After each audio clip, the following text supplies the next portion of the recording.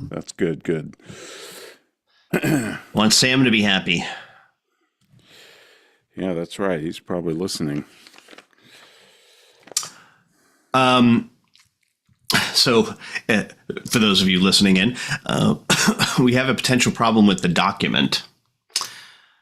Uh-oh. If to fold it, it's $6 per copy.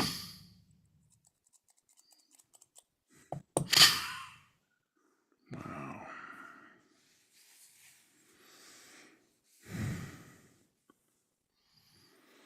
What do you think? Just handing it out is 8 by 11.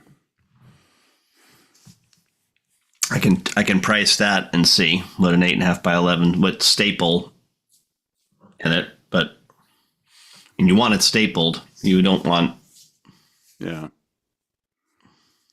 I mean, push comes to shove, I can staple it, but Well, yeah. no, that's a pain. You could the folding it if you want to fold it. If you want to. No, I don't want to do that. But I also don't want to spend $600. So, not for this event. Right. Yeah. Ah, here we go.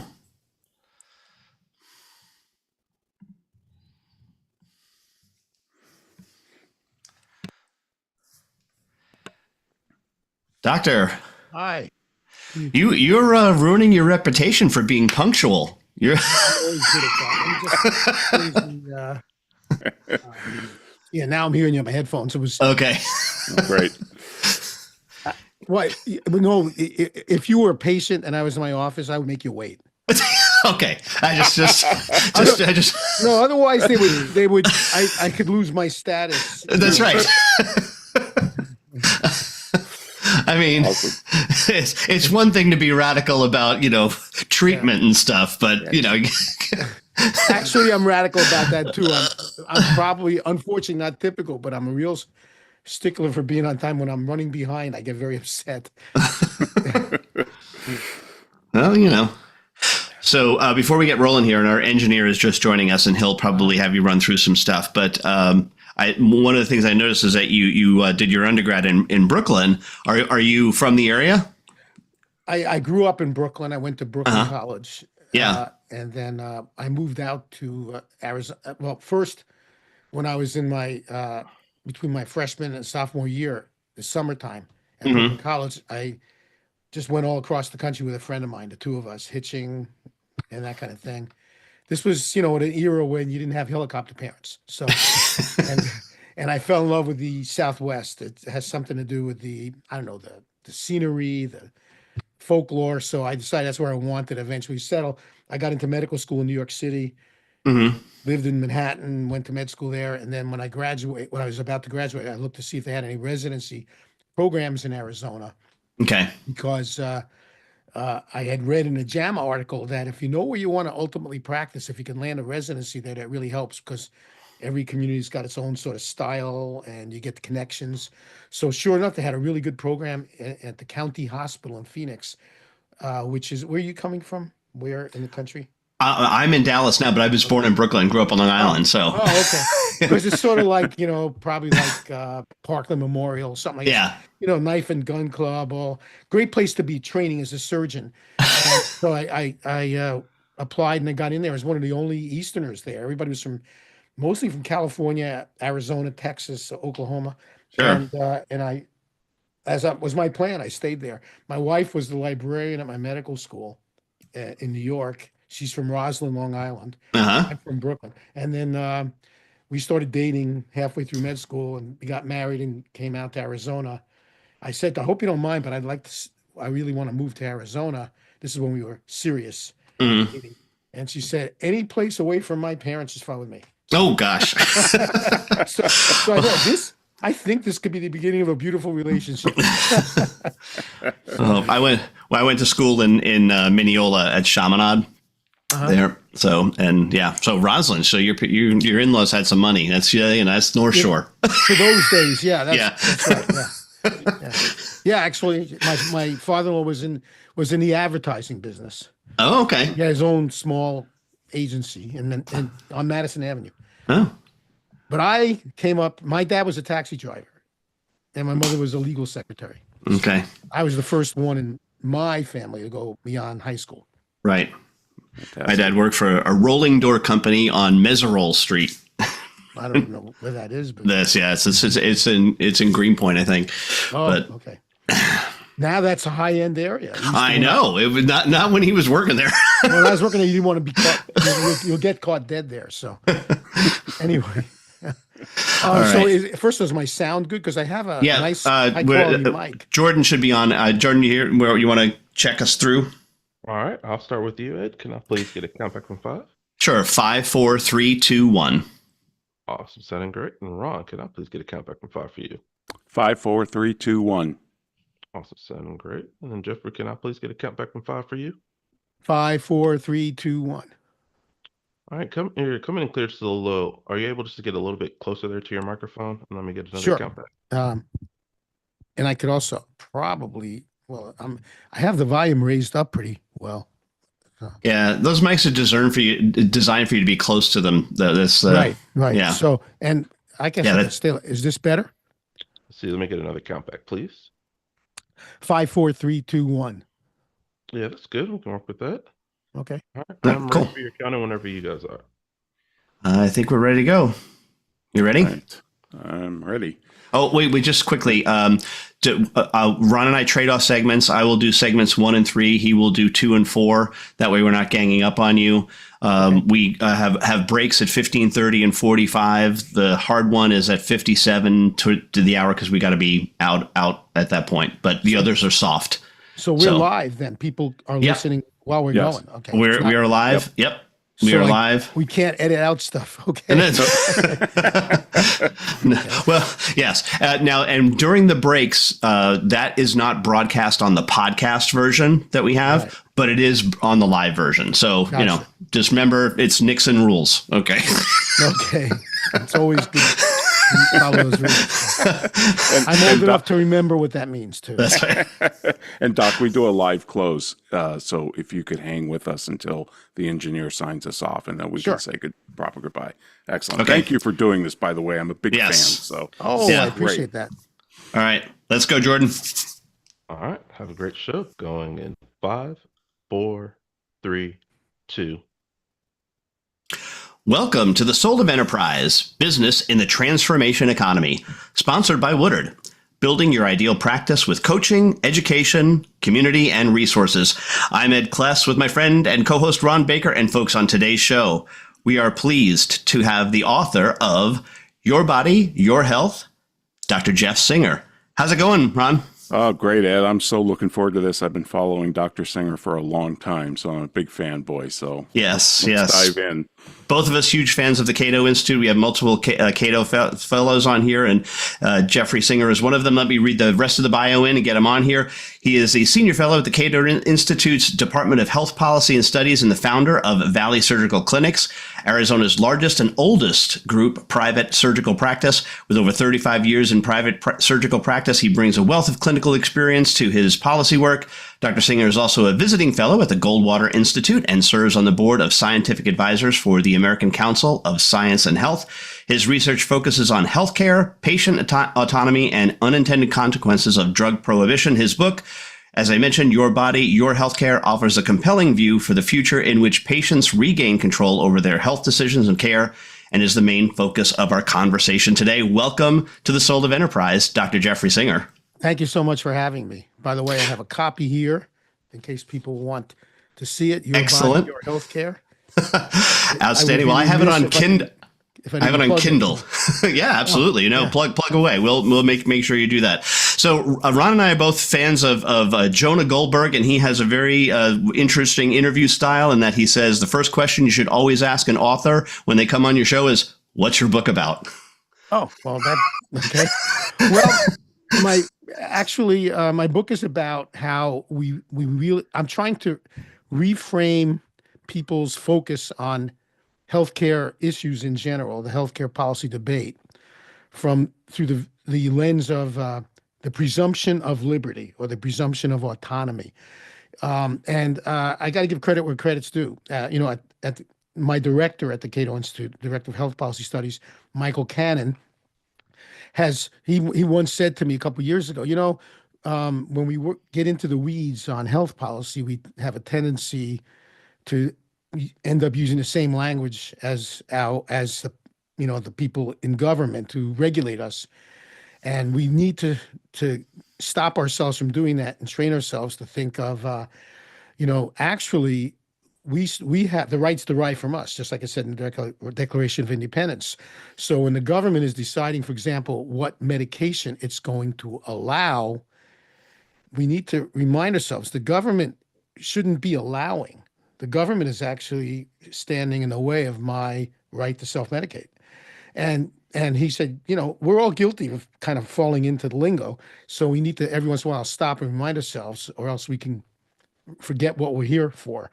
So about a year and a half ago now, Cato publishes its own books. We have a staff of people who that's what they do for a living. They're book editors.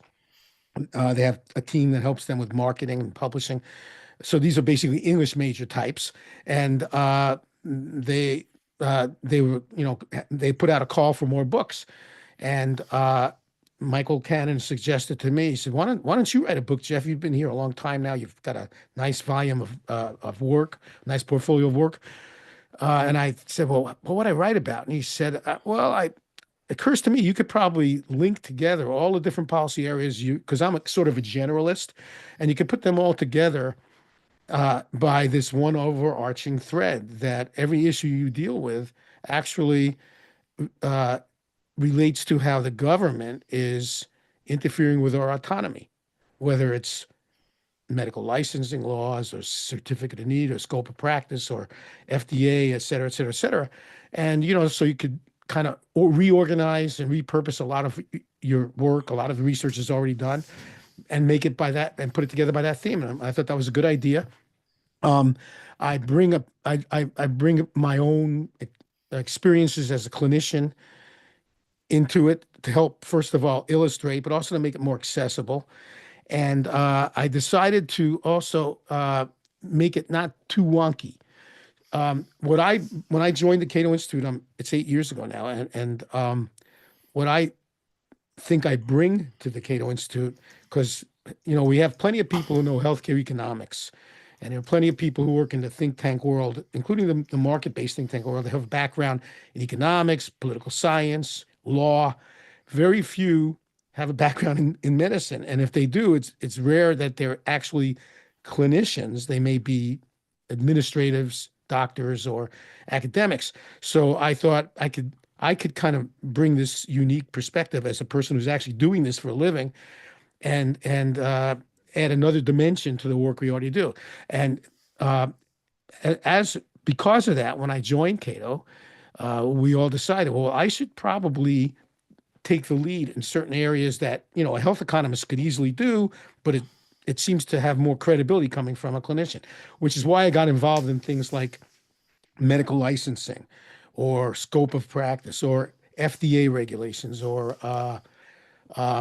the war on drugs, the overdose crisis. These are all things that, you would think a doctor who prescribes opioids might have something to say about that. Tobacco use and the war on tobacco and tobacco harm reduction and the war on that, et cetera, et cetera. So those are the areas that I've been working in over the last several years. And so those are the areas I cover. I don't get into what's the best way to reform health insurance. That's very well covered by Michael Cannon and many other scholars at the Cato Institute. My focus is more moral. It's more ethical. I'm trying to have everybody realize that when we're having all these wonky conversations, do we realize that we're basically having a conversation about how the government is going to be basically interfering with our own healthcare decisions and basically intruding on our autonomy. That's what it all boils down to. So that's my book, and it's a libertarian philosophical perspective from a clinician about these kind of issues. It's targeted towards a general audience, not a wonk audience. You can't help but get into some of the policy, and I try to not to get too jargony. And I'm assuming that a lot of people reading this may not have thought about things from this point of view before. And maybe some of my policy proposals might seem like a bridge too far, especially when you never really kind of thought of it this way before. And that's fine. I'm not expecting to convert everybody. What I'm hoping to accomplish is that when people finish reading this book, the next time we hear subjects of public health or healthcare, health insurance, or whatever, that they realize that these are people in your federal or state capital having a discussion about what they're going to do to you, about you. And you're sort of not involved in this. These are other people deciding what they think you can do. And if I got you at least appreciating that, then my mission's accomplished. Yeah. And you mentioned it's a relatively short book, but it is extraordinarily well researched and documented. I actually went to the first notes page and did the little percent check in the Kindle version. 30% of the book is footnotes. So it is extraordinarily well documented. But you kind of frame the entire book with the historical case of Mary Scholendorf, if I'm pronouncing that correctly, and talk a little bit about the significance of that in the evolution of patients' rights. Yeah, most people don't realize that now we doctors are taught to respect autonomy. You can't do anything or test or procedure or anything on anybody without their fully informed consent. And if they refuse, even if you think they're making the biggest mistake in the world, you just have to respect that. It's their choice. But that's actually only in the last 40 or 50 years, actually, the way we doctors are. It wasn't until into the 1970s, doctors were very paternalistic, often kept information from their patients and did for them what they thought was best. And things began to turn around. This was my introduction. At the 1908, a woman named Mary Scholendorf, who was at New York Hospital. And in those days, we didn't have imaging studies, so it was common to do an examination under anesthesia so the person's muscles are all relaxed and you can get a good exam. And her doctor suspected that she had a uterine tumor and asked for permission to do an exam under anesthesia. And she specified, you could just examine me. If you find something, then you wake me up and we discuss it. Well, the doctor went ahead and found a uterine tumor, performed a hysterectomy. While he discovered it, she had all sorts of complications, but survived and was very upset and sued. And she won, and then it was appealed. And on the appeal court decision, writing for the majority, Judge Benjamin Cardozo of the New York Court of Appeals, later became a Supreme Court justice, said that, in effect, I got the real words in the book, but every adult of sound mind is an autonomous individual, and to do something to them without their informed consent constitutes a trespass or an assault, and that Mary Scholendorf was assaulted. And that was, now other cases came after that as well, but this was like the first major and really eloquently stated situation that started the ball rolling. But like I said, throughout most of the 20th century, it was very common for doctors to, do what they thought was best, regardless of what the patient said. And then I used that as a way into the book by saying, well, now we doctors get it, but the government does not get it. The government is the third person in the exam room. And every day the government tells us what kind of healthcare practitioners we're even allowed to get advice from or treatment from, what kind of medicines it thinks we can take, whether or not it thinks that maybe it doesn't think it works, even though we want to try it, what kind of substance we can put into our body, even what kind of steps we could take to decrease the risk of some of our lifestyle choices. And so in fact, in the end of the introduction, I say, in summary, the government does to us every day what Mary Scholendorf's doctors did to her. And that's the jumping off point in the book. And then I start basically cataloging all the things the government does. Well, excellent. That's a great frame for and setup of our show. Ron's going to take you on the second segment, but I want to remind our listeners they can get a hold of Ron or me by sending an email to asktsoe@thresholdnow.com. Of course, you can check the website out, The Soul of Enterprise, where you can see show notes as well as previews to upcoming shows as well. Check out our Patreon channel, available at patreon.com/TSOE. There you can listen to the show commercial free, as well as the bonus episodes that Ron and I do each week. But right now, a word from our sponsors. All clear. Let me know when you're ready for your counting back in. Great intro. Good stuff. Yeah, great Oh, stuff. thanks. I'm happy that you're following me. It's good to know. Oh, As an aside, unrelated to the book, um, went about a week ago yesterday, the RFK Jr. released the Maha report. Oh, the one that I have right pulled up on the screen here about your article on Cato? Yes, it was great. So it was, I'm starting to read it, and as I'm reading it, I'm getting more and more irritated. okay. And then I thought to myself, we have a colleague at Cato, Terence Keeley, Mhm. who actually Yes. he lives in the UK. He was the dean of the medical school at the University of Buckingham, the only private university in the UK. And he's a professor of medicine and clinical biochemistry. He's a nutrition. He's written tons on this stuff. He's also written a book about why the government funding of science distorts science and is a bad idea. And for a year and a half or so, he was a visiting fellow at the Cato Institute, but his wife stayed in London, didn't want to move to the US. And eventually he said, look, I got to go home. Why don't you make me an adjunct and I'll come in as often as possible, but I'm going to be based in the UK. So that's what happened. So anyway, over Memorial Day weekend, I'm reading this and I'm thinking he'd be a great guy to team up with on this. And I emailed him and I said, I don't know, it's later there, but would you be willing to, maybe we can collaborate on this? And boy, is he a quick worker. So I was figuring it was going to take about a week. And then Bautista Vivanco, who's one of my research associates at Cato, was very excited to help. So as any research associate, he got the tough work with digging in through all of the different footnotes and seeing, which footnotes actually, were relevant to the text. He did all that tedious work. And that's why, he's included as a co-author. So then I was hoping to get it done by next Monday, but we were done on Wednesday. It's amazing. It's a great piece. Wow. It's a couple thousand words. So let's get back to the show because we can do accounting and perhaps talk more about this. Okay. So Jordan, count us in. All right. Coming back in 5, 4, 3, 2. All right. Welcome back, everybody. We're here with Dr. Jeffrey Singer, author of Your Body, Your Healthcare. And doctor, one of the first books I read from the Cato Institute was The Rule of Experts, and it was against occupational licensure. And you take that on in your book, and you make a really, I think, ingenious argument that it's not the licensing of doctors that protects the public, it's your board certification. Can you explain that? Yeah, sure. And that's another reason why when I joined Cato, it was kind of agreed I should take this on because if economists don't have any issue with this, they get it right away across the ideological spectrum. This is like a no-brainer, but they get dismissed. They say, well, you don't understand. Medicine is different.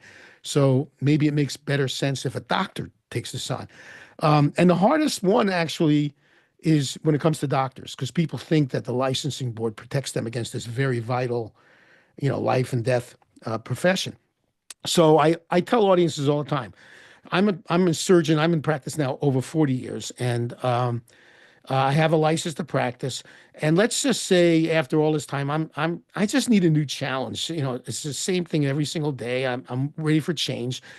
Like in every state, I have to take about 20 continuing education credits a year to keep my license up, but it could be in anything. So the last several years, I've been taking CME courses in psychiatry. Because I don't want to hear another course about how to do an operation. I know that stuff. So, and I've gotten suddenly really interested in it, and I've done some independent reading. So I decide, you know what, starting next week, I think I'm going to switch my practice to psychiatry. Now, of course, this is assuming I'm like solo practice and I don't have to okay it with my partners in this scenario. So I could totally do that. Most people don't realize that, but I have a license to practice medicine, and that license is very plenary. I could practice in I could be a dermatologist, anything I want to be. A brain surgeon. I could be a brain surgeon. I could start that tomorrow. Now, if people say, are you certified by the American Board of Neurosurgery as a brain surgeon? No, I'm not. But I feel like I could do it. You want to give me a try? So that's the way it is. So I changed the sign on my door from surgery to psychiatry. And then I think, well, I need to get some patients. Let me go over to the hospital where I always do my surgery. I know everybody there for years. and tell them I'd like to be on the staff as a psychiatric consultant. So if a person comes in, let's say, as a suicide attempt, they can consult me, and this is where I can get some patients. So they refer me to every hospital has a credentials committee made up of members of the medical staff. That's how they get a hospital wouldn't be credentialed if it didn't have a credentials committee. And these are all my colleagues I've known for years, so it's a very friendly meeting. And they asked me, did you go back and do a residency in psychiatry? No. But I've been taking, for the last several years, that's what I've been taking my CME courses in. Yeah, well, Jeff, we're really sorry to tell you this, but you really can't have privileges in psychiatry at our hospital unless at a minimum you completed a residency in it and preferably became board certified. So, come back when you've done that. All right. Then I'm thinking, well, most psychiatrists, they practice in their office anyway. It's not hospital-based kind of practice. So I could live without that. Then I get back to my office and I start contacting all of the health plans that I'm on, where I'm listed under the panel of surgeons, to tell them I want to be now moved over to the panel on mental health providers. And they have their own credentials committee. They got their own liability concerns and their reputation concerns and regulatory concerns. And so same thing happens. I haven't done a residency in psychiatry, so they will not put me on their panel for that. And then I realized, I better notify my malpractice insurance carrier if I get sued. Oh, the other thing I want to mention before I go that far, according to surveys, only about 50% of psychiatrists take insurance anyway. Many are cash only because they don't like the interference from the insurance companies on how to do their psychotherapy. I can understand that. So I rationalized, all right, so I can't get on an insurance plan. I'll still do okay. Then I notify my malpractice insurance carrier, and guess what? The same thing happens. And they say, well, we'll be happy to continue to cover you for any liability that arises from your surgical practice. But if anything, you get sued for anything you do in the field of psychiatry, you're on your own. You're not covered. So who protected the public from me suddenly becoming a psychiatrist next week? It wasn't my licensing board. My licensing board protected me from, let's say, a nurse practitioner or physician assistant who might want to do some of the things I do. The only thing the licensing board basically confirmed is that I went to an accredited U.S. medical school and that I did at least 1 year of a residency program. But all those other agencies would have done the same thing. Excuse me. And meanwhile, what protected the public was all these private organizations that have their own reputation and liability and economic concerns, and they're protecting the public from bad actors. In fact, if there weren't bad licensed doctors, there wouldn't probably be any malpractice lawsuits or doctors having their licenses suspended or revoked. So the fact is that we already have these independent institutions in place. And of course, some would-be independent institutions are sort of crowded out by the presence of licensing laws.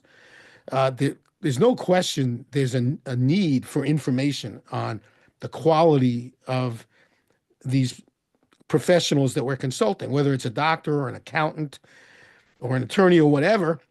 But you don't need a government monopoly entity that usually gets captured by the profession or occupation that it's regulating to make that decision.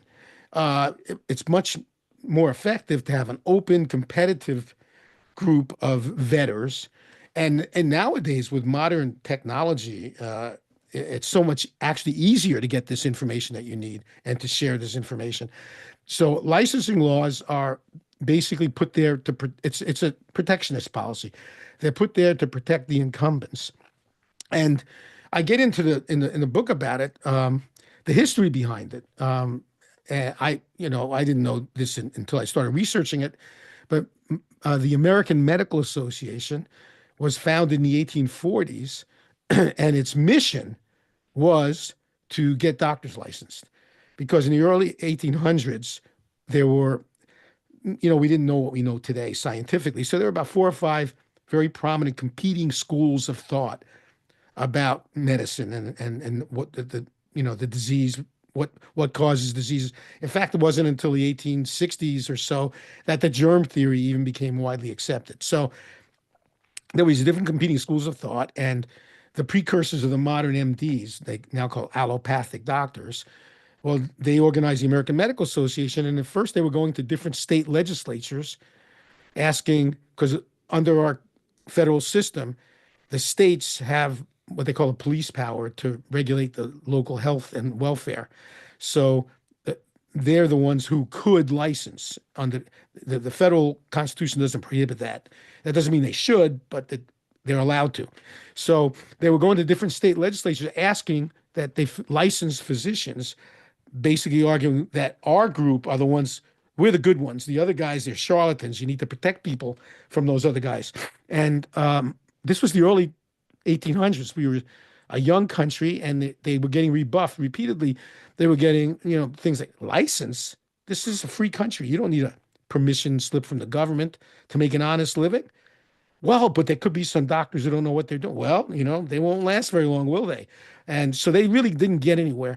And it wasn't until the late 19th century, in the early progressive era, post-Civil War era, where the concept of licensing became something that wasn't an alien concept. They're already starting to see some occupations of licensing of occupations.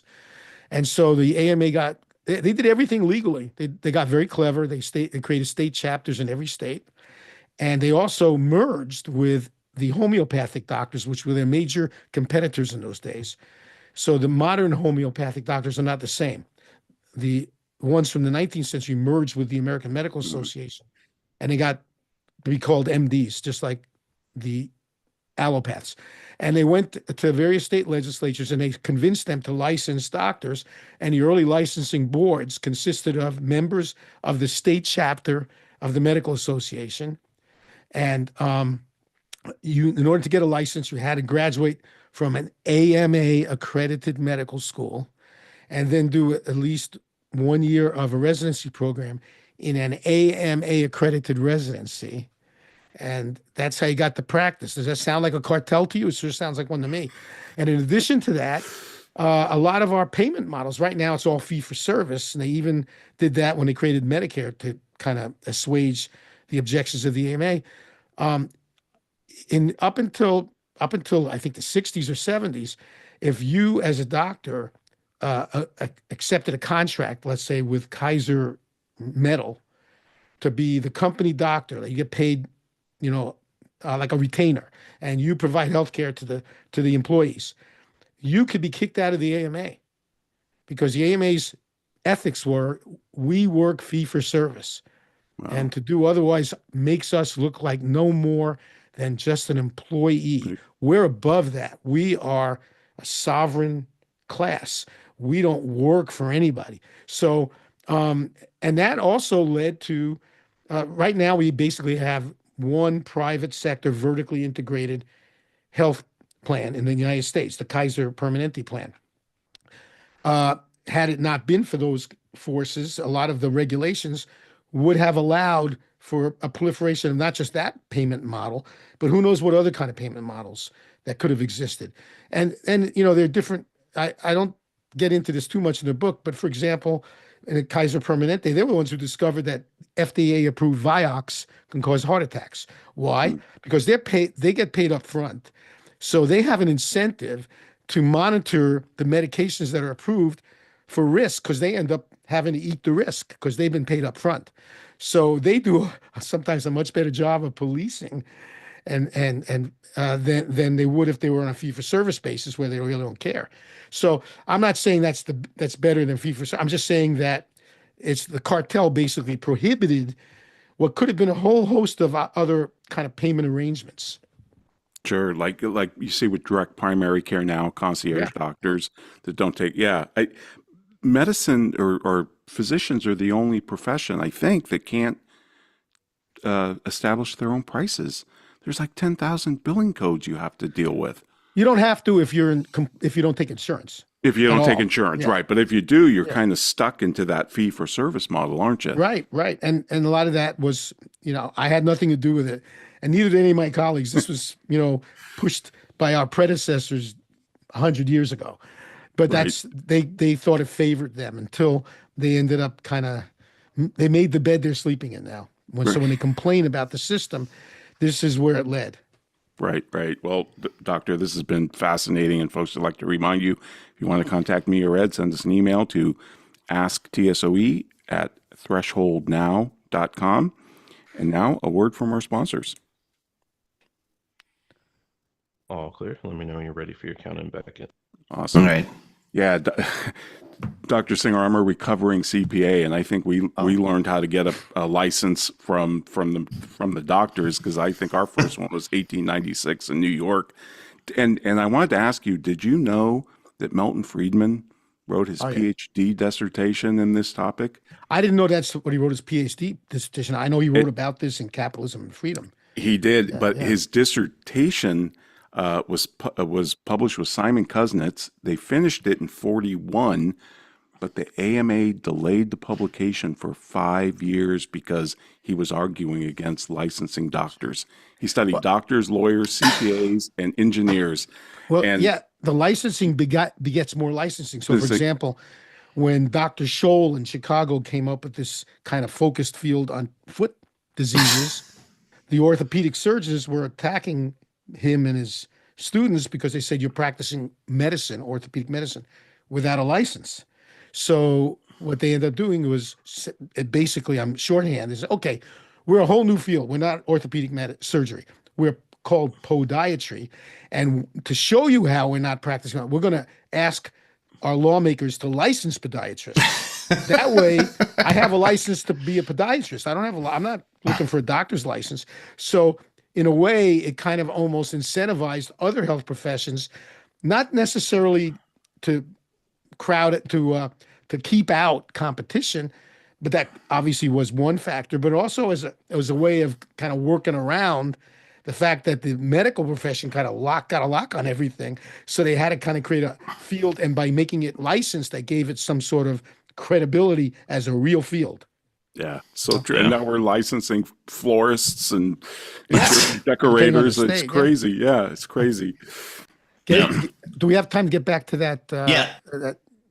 So I asked. So anyway, our report on the Maha report. Oh, we're not live yet. We're not live yet. Yeah. Let's go live. I want to ask you about the FDA, and that can perhaps lead into that. Okay. Perfect.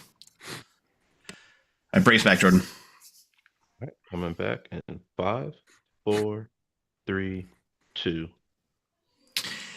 We are talking with Dr. Jeffrey Singer, and his book is Your Body, Your Healthcare. And Dr. Singer, we have had Mary Ruitt on, Dr. Mary Ruitt on previously, and she has written extensively on the FDA. You have a chapter on it. You specifically talk about drug lag and drug loss, and you say drug lag refers to the additional time that the FDA's proof of efficacy requirement forces consumers to wait before they may access a drug. Drug loss occurs when pharmaceutical manufacturers choose not to invest in finding new treatments that they do not believe can recoup their considerable costs securing FDA approval. Talk a little bit about the FDA, and let me just ask the question at the top level this way. Do you think in aggregate it has harmed more people than it has helped? I think it probably has. I mean, I couldn't quantify that. But that would be interesting to see if we could, using econometrics, put a number on that. But the FDA was originally, well, actually, if you look at the history of the FDA, in 1906, Congress passed a Pure Food and Drug Act. And I could live with that because it basically was a Truth in Labeling Act, because in those days, there were a lot of so-called snake oil salesmen. They were selling stuff that was nothing but sugar water, but saying it was, something else, or it contained alcohol or opium, and they didn't let people know. So basically, Congress said, okay, from this point forward, anything you sell, we're going to test. And if it isn't what it says it is, you're going to be penalized.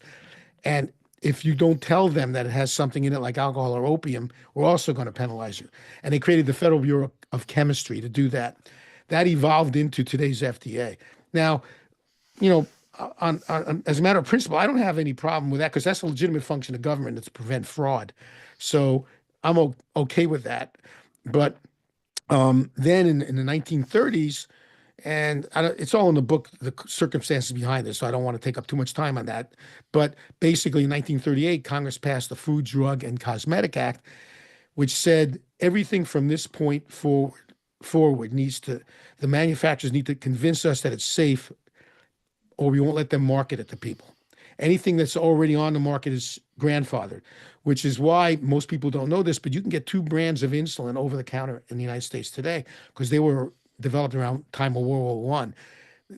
It's old-fashioned regular insulin and NPH insulin. And if you ask your pharmacist, they'll tell you it's behind the counter, but they can sell it to you. And aspirin, I wonder if they would approve it today.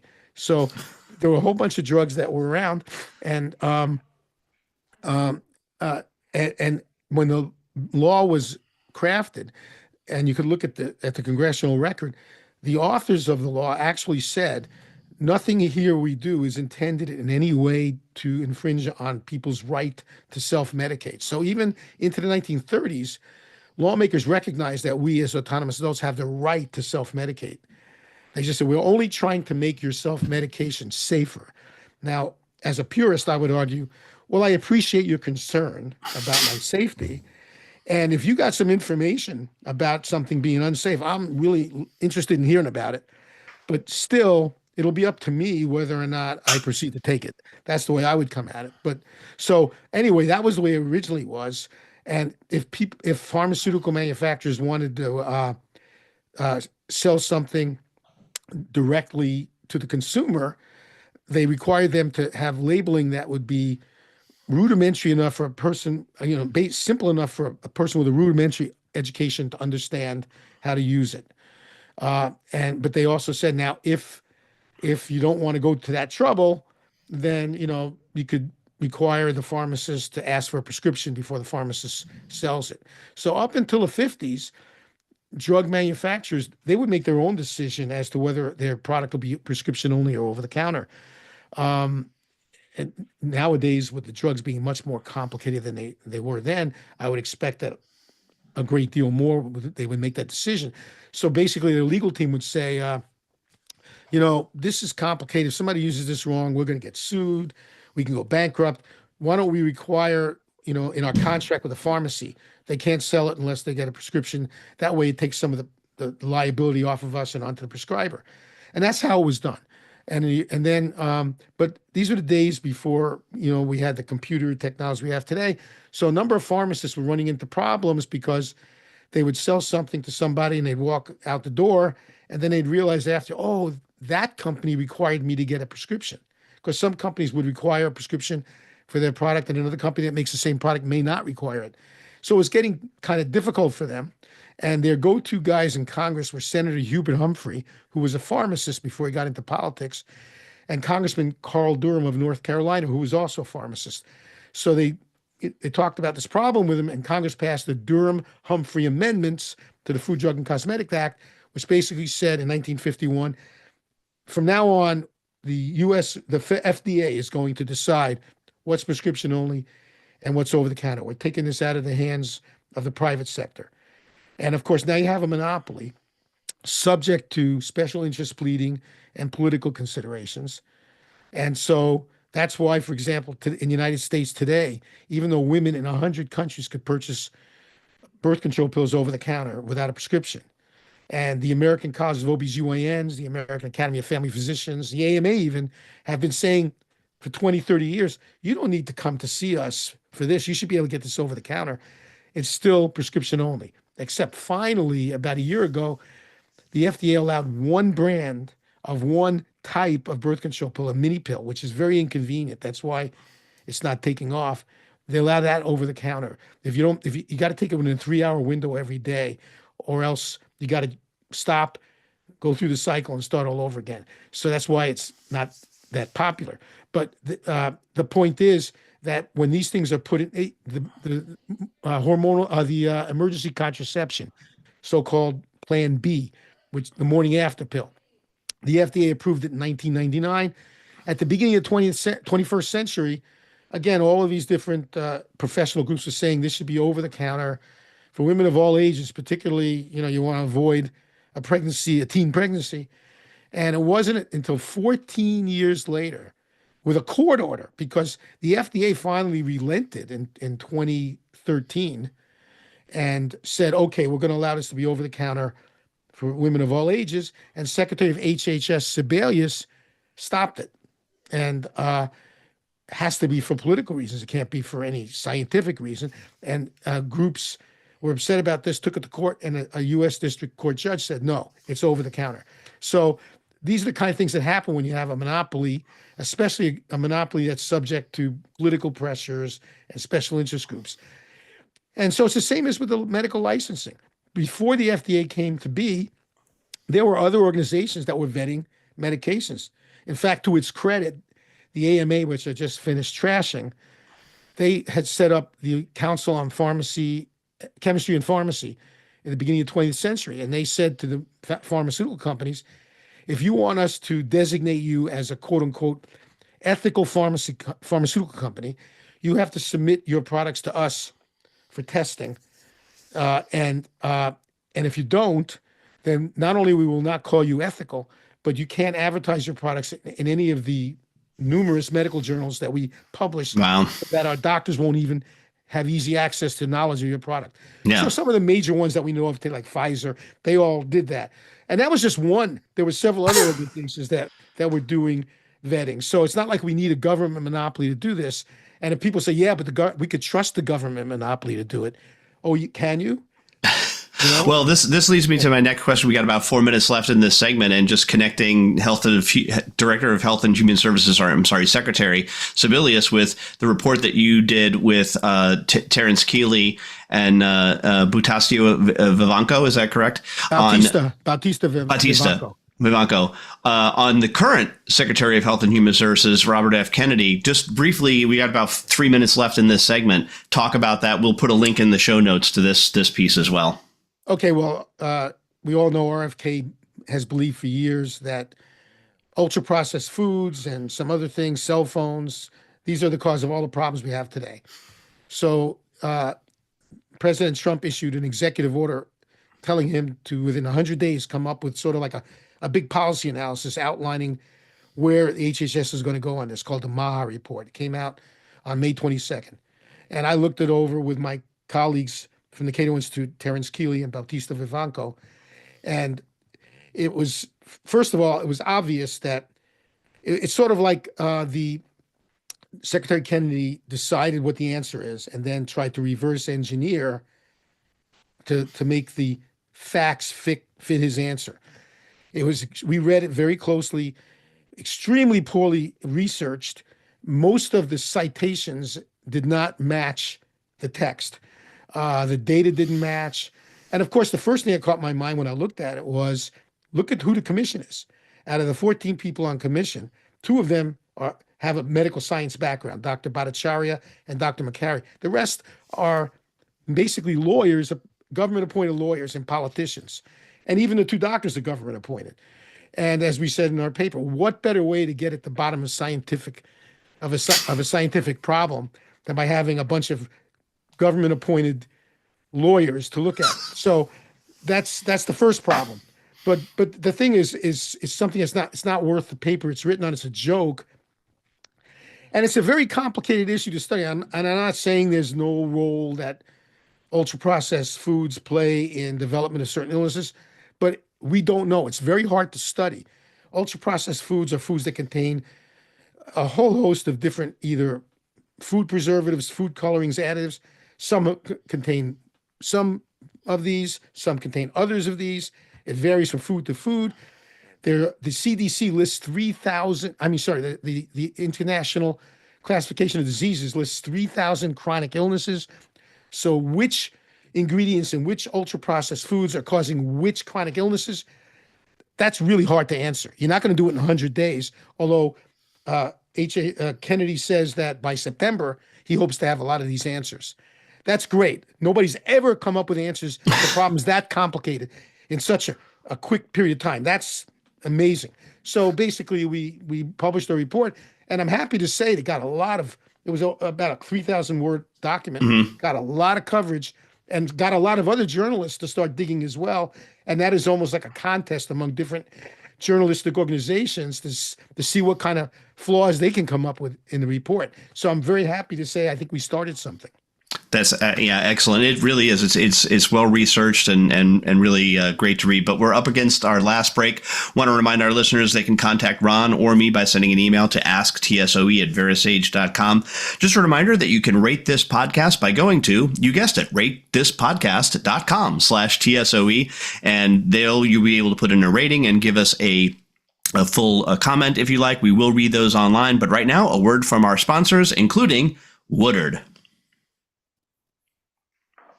All clear. Let me know when you're ready. Back in. Pardon me, by the way, I had a bad cold over Memorial Day weekend. So No worries. No worries. Visual. So, Yeah, it was, go ahead. Oh, I was going to ask you, do you know if Terrence Kelly is working on an update of his book on government-funded research? I think he is. It's Keeley, Keeley. Keeley. Yeah. Yes. Yeah, Keeley. I think he is, in fact. And in fact, he told me over the. He's a brilliant guy, and He is. And when we were writing and kind of ping-ponging this document back and forth, he was really angry. I had to suggest that, Terrence, could we use a different word than that? Because we at the Cato Institute still want to keep the lines of communication open with the people that we're trying to influence. Then I can only imagine that British thing. Yeah. It was just nasty. But let's get back to the show. With my New York background, I was No. you ran circles around me. So Yeah. Awesome. All right. Jordan, give us our count-in. Coming back in 5, 4, 3, 2. Welcome back, everybody. We're here with the author of Your Body, Your Healthcare, Dr. Jeffrey Singer. And Doctor, I've always wanted to ask you, one of my first introductions to libertarianism, maybe even before Ayn Rand, was Dr. Thomas Saz, a local radio host. Always interviewed him like once a quarter or something. And I read The Myth of Mental Illness. What is your take on his work? He's influenced me a great deal. As you know, he was a libertarian icon. And I think he had a lot to do with reforming a lot of the civil commitment laws around the country, starting in the 1960s. And he's influenced my position. For example, you're hearing, it's a very difficult problem. A lot of people living on the street have serious mental illnesses. And there's an understandable movement afoot to say, we just got to put these people into institutions. And, I can understand that because, like everyone else, I don't like walking over people on the street who are talking to some imaginary person. But we have to respect autonomy. And he argued, and I agree, that you don't have a right to force someone to accept treatment.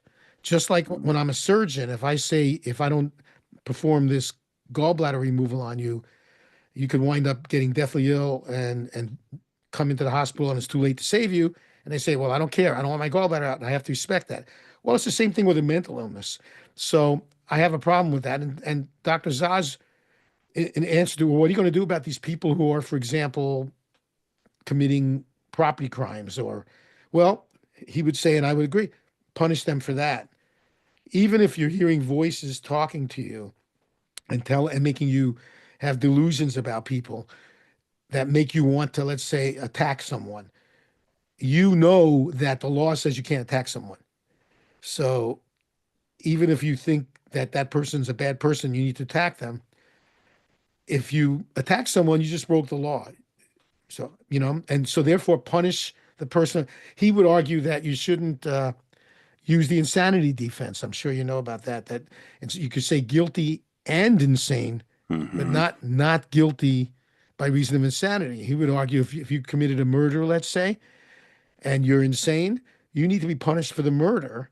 And if while you're in prison, let's say, serving a life sentence, if you want to access the prison mental health facility to get help for your mental disorder, you should be, able to do that. You should be free to do that, but they can't force you to get treatment for your mental health disorder. They can only punish you for committing the crime. I know that's pretty radical, but to me that's a very consistent application of the presumption of autonomy and the presumption of liberty. And so I think what we need to do is come up with other ways of addressing. First of all, another thing is freedom is messy. In a free society where we respect everyone's rights, we're going to see a lot of people doing things that we may find offensive to look at, or morally offensive or whatever. But as long as no one's hurting anyone else, or as violating their property rights, that kind of thing, then we just have to come up with ways to accept it and live with it. But a lot of the homeless problem is not necessarily just due to people who are on the street that quote unquote should be in institutions. There's a whole lot of, it's multifactorial. There's a lot of zoning and land use regulation laws that make housing extremely expensive. And in some areas, there's a shortages of affordable housing because of that. There are FDA regulations. I wrote a piece about 6 months ago. There's a drug called clozapine, which is an it's the only FDA approved antipsychotic for the treatment of treatment-resistant schizophrenia. And upwards of about 20% of the people living on the street might have treatment-resistant schizophrenia. And it's been around since the early 1990s. But like a lot of other drugs that are psychiatric drugs, you need to monitor a person's blood count because, especially in the early weeks of taking it, it can cause reversible but serious side effects with your blood count.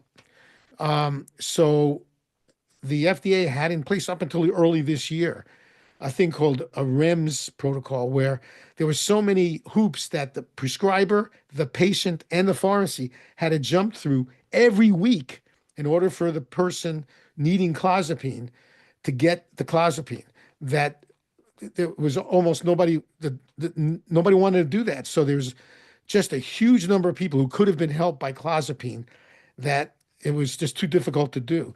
And many other drugs equally as dangerous didn't have those restrictions. Finally, just as I think it was January or February of this year, the FDA lifted that after 30 years of restrictions. But that's just one example. So there are a lot of things that are contributing to the homeless situation, and one of them is mental illness. But I don't believe we have a right, again, to forcibly treat people for their mental illness. We certainly can isolate them if they're harming other people, because they're violating the laws that way. Right.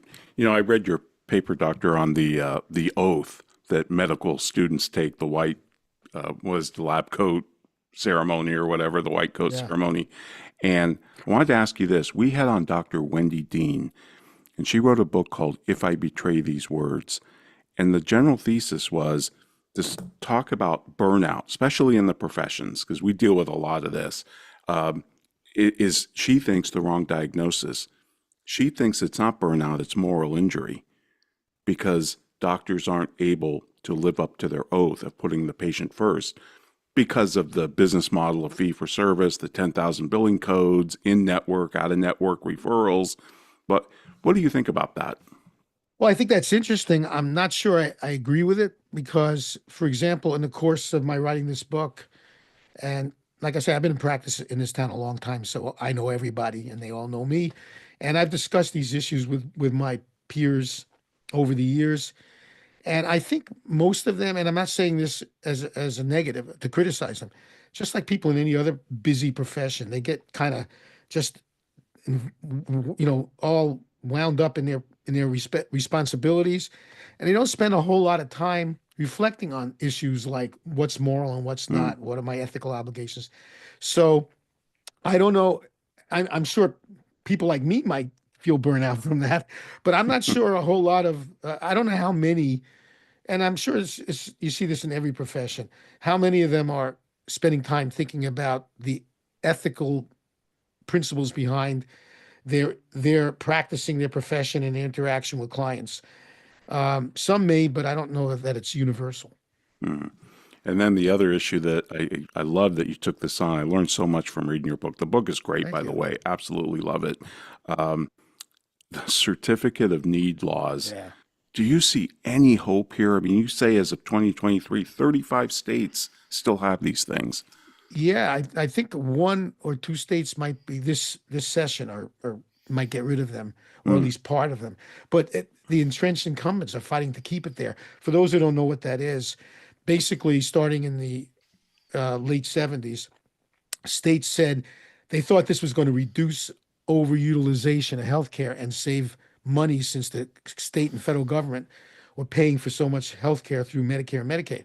So they said from this point forward, if you want to add, let's say, a CT scanner to your clinic, or you want to open up a new wing of your hospital or build a new surgery center, you have to go through a committee which is made up of the incumbents to say whether or not we really need another one of these, because maybe we have too many of these, and because there's so many, people are utilizing it too much. What they didn't take into consideration is we have a third-party payer system. So they were basically thinking that by tightening on the supply, you raise the price and you'll reduce demand, but people didn't care about the price because somebody else was paying for it, the third party. So instead, we have a shortage. They realized that in the mid-'80s in the Reagan administration, they repealed that law that was encouraging that in the states. And but most of the states that had it, the incumbents loved it. So 15 states, including Arizona and California, got rid of them in the 90s. But there's still roughly 35 states. Every single year you go try to get them repealed, and the hospitals, the main beneficiaries of it, they say, oh, no, you can't do that. And they're actually transparent. They say, if we had competition from surgery centers and things like that, we wouldn't make enough money to justify taking care of all these Medicaid patients. And of course, I've countered with, we doctors could say the same thing. Maybe we should restrict how many more doctors we have so that we can make more money taking care of Medicaid patients. Right. But that's the way it is. Milton Friedman used to say, oh, so you have to be paid to be ethical. Yeah. Well, Dr. Singer, thank you so much. What an honor to be able to talk to you. Really enjoy your work. Keep at it. You guys are doing great work over there at Cato. Thank you so much. I really appreciated the opportunity. Hang with us as we do a live close. Ed, sure. What's up for next week? Next week, Ron, we're going to talk about some business moves, but I think we're going to title the show, We Promise Not to Talk About Tariffs Anymore, because we've been doing way too much of that. So, okay, sounds good. I'll see you in 167 hours. This has been The Soul of Enterprise, Business in the Transformation Economy. Sponsored by Woodard. Building your ideal coaching practice with coaching, education, community, and resources. Join us next week at 3 p.m. Eastern. That's noon Pacific. In the meantime, please feel free to visit us on the web at www.thesoulofenterprise.com. All clear. Great show. All right. Thanks, Jordan. Take care. We'll talk to you next week. Hope you all have a great weekend. All right. You too. Thank you. Hey, Ed and Ron, get a second? Yeah. Yes, absolutely. We're good. Yeah. So this was I'm very proud of myself. You notice I got to pat myself in the back. Over the Memorial Day weekend, I came up with this idea. I said, if somebody, especially with Cato's reputation, if we trash the Maha thing, maybe we could start something going. And that's exactly what happened. Rolling Stone yesterday referred to our paper and linked to it. And the Washington Post and NBC News Today. And what we basically started doing, I think a lot of journalists, and I was thinking, that was part of my strategy. A lot of journalists are going to say, well, if these guys at Cato are finding all these flaws, then why aren't we? We got to start doing, and now it's become like a feeding frenzy. You may have heard today that what Carolyn Levitt announced in the White House, that they're correcting some of those footnotes. But yes. what's really cute is Bautista Vivanco. We have two research associates in the health department. Research associate, the people like the word describes. And a number of them are actually here on H-1B visas. So Bautista is a very energetic libertarian from Argentina who has a picture of Milei and has a little Argentinian flag. And he's really a hard worker, speaks English very well. So he was doing so much work because it's very tedious going through all these citations. I said, Bautista, you're crucial to this paper. I think it's only fair to list you as one of the co-authors. And he was very excited about that because, he's in a point in his career where this is helpful. I'm at a point in my career where I could be generous because I I don't need my resume to be any padded anymore. So he was very excited. So when it went live, everybody and his fellow research associates were patting him on the back. Well done, Bautista. Now you get your first Cato published paper. And then a few hours later, it gets cited in Rolling Stone.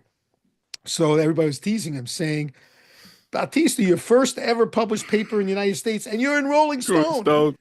And they made up a cover of Rolling Stone, where you could do that, and they put him on the cover.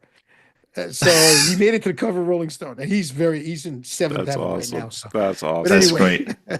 that's a funny story. So Yeah.